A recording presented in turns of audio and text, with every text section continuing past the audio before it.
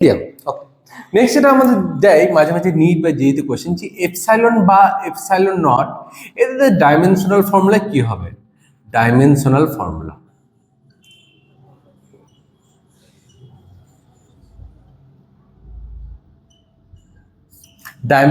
Formula হবেটা কি? ওকে, আমরা জানি F equal two 1/4 pi epsilon not বা এপসাইলন যেটাই ধরতে পারি না কেন, দুটো অলমোস্ট সেম জিনিস, দুটোই তড়িৎ ভেদ্যতা। তো এরকম কোনো কথা নেই যে দুটো আলাদা ডাইমেনশনাল ফর্মুলা আসবে। একটা তড়িৎ ভেদ্যতা ইন এয়ার আর তড়িৎ ভেদ্যতা ইন মিডিয়াম। তাহলে এখানে এপসাইলন ইকুয়াল কত বলতে পারি? 1/4 pi F into Q1 Q2 by r square. Okay, এবার ম্যাটারটা দেখ, 4 পাই তো কোনো ইউনিট হয় না, অবভিয়াস। তাহলে এফ এর ডাইমেনশন, এফ মানে কি? ফোর্সের ডাইমেনশনের ফর্মুলা হচ্ছে m(L)(T⁻²).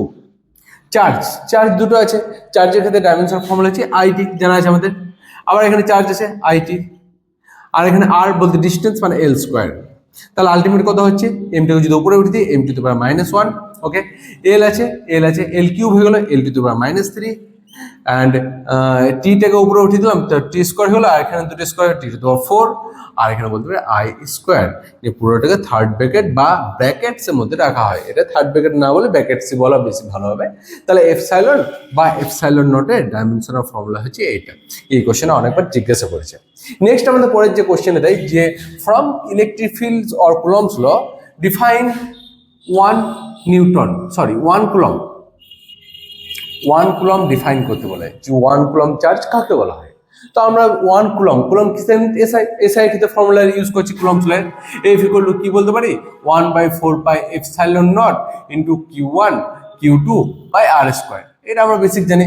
দিস ইমপ্লাইজ, এবার আমরা জানি যে এটা ভ্যালু কত হয় জানা আছে আমাদের, একটু আগে বের করেছিলাম কত, 9 × 10⁹ মনে আছে? দেখ, তাহলে ফোর্স দুটো চার্জের মধ্যে ফোর্স যদি আমি 9 × 10⁹ নিই, এইটার ভ্যালু হচ্ছে 9 × 10⁹। এবার চার্জ দুটোকে আমি সেম নিলাম, কিউ ইন্টু কিউ, আর তাদের মধ্যে ডিস্টেন্স আমি 1 রাখলাম, 1 মিটার। মানে তাকায় দিয়ে দুটো চার্জ আছে, দুটো চার্জের মধ্যে অ্যাট্রাকশন ফোর্স বা রিপালশন ফোর্স হচ্ছে কত? 9 × 10⁹ নিউটন।